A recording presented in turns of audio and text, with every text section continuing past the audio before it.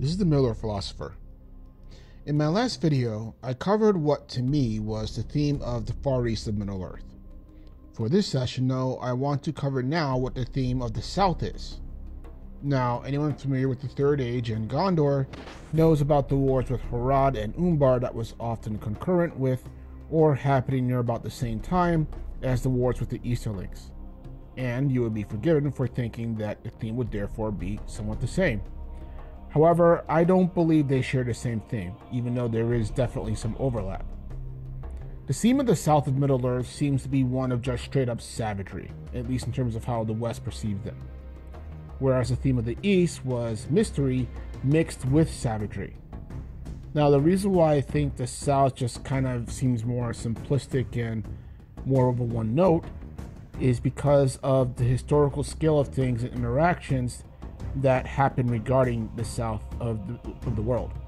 Now, the reason I think the South does not get as much attention as the East, or at least why it's seen as kind of a one note in terms of savagery and not much else, has to do with its interactions with world history and its own ancient history as well. Unlike the Far East, where the origins of many inhabitants of Middle-earth originate from, the South of the world, which from this point on I'm going to refer to as Harad as a whole, was pretty much unpopulated by any civilized people during the First Age. No elves are recorded migrating that far, and as far as humans go, it was just strictly migration. And that migration pretty much had no interaction or interference with anything on the scale of any of the Maya or Valar that the elves did, or even the dwarves or any dark elves.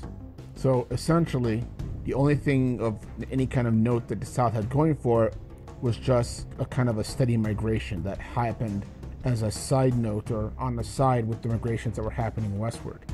Human ancestors were populating it after migrating south from the east.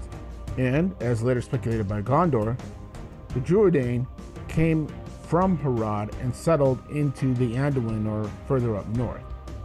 The perception of the events known in the west/northwest of the world are basically non-existent as far as Harad goes, save if any remember the shrinking of their western coastlines after Beleriand's downfall, at least up until the Second Age, which is when they now enter the global stage.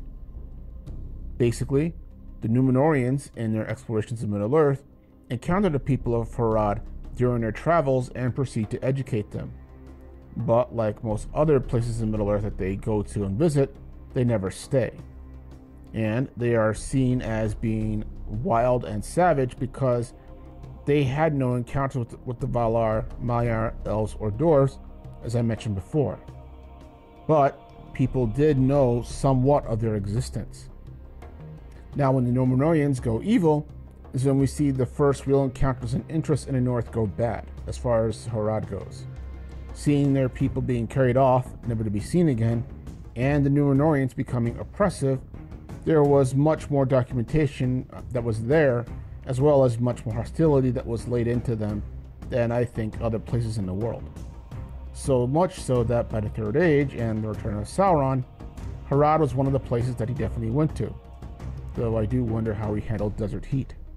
It's not as far a stretch to see the Supermen of Middle-earth being educated by elves and the Valar originally, as well as their own Edain lineage, see themselves as just being naturally superior to the people of Harad.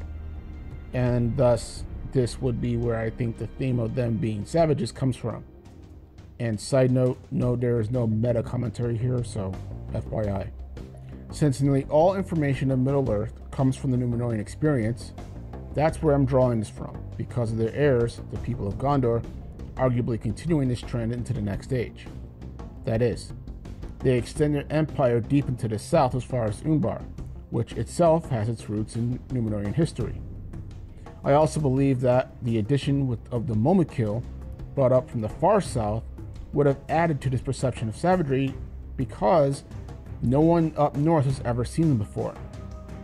With the desert and jungle environment being already hostile, so too thus would be the people as well, by nature of survival. But the memory of the Númenóreans, their tutelage under Sauron, which by the way is the first of any kind of divine being entering into the deep south from the west, mind you, so keep that in mind, as well as their intermarriage into those peoples, followed by the occupation of Gondor, would have added to this perception from Harad that basically the north and the west were just outright evil. And that is where you will see some overlap with the east. In battle, the Haradrim seem to be able to hold their own even against the vaunted Rohirrim of Rohan, and are so violent that they become hyper-violent if they feel that defeat is now becoming certain. The East of Middle-earth was certainly violent in its own right, don't get me wrong, they're king killers after all. But because of its population and ancient history and its ties to the West, they were basically more well known to the people of the West than the South was. Harad, in contrast, had been virtually ignored by everyone except peoples whose attention you wouldn't want. As I just said, their first encounter with anything divine, period, was during the Second Age with the arrival of Sauron and in his tutelage of them during the Third Age when he was trying to get them to submit. It's also worth noting that somehow, during the Fourth Age, the Jesus Christ of Middle-earth, Aragorn, had fought with and finally made peace with the people of Harad.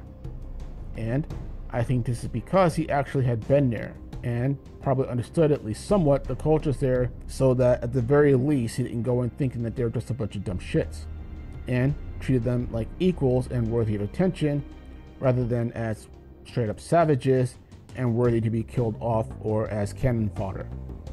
Something no one and no race of any age had done ever. And my hope, as far as the fictional world goes, would be that this would have laid the foundation of changing the theme of the South from one of just being savages and savagery to one of being very different and diverse, yet also equal cultures along with the West and the East. But what do you guys think? Do you think that there should have been more information about how Gondor fought their battles in the South? Have you ever wondered how they would have handled deep deserts or even jungles if they got that far? Let me know in the comments below. But otherwise, this is the Middle-earth Philosopher. You guys have a good day.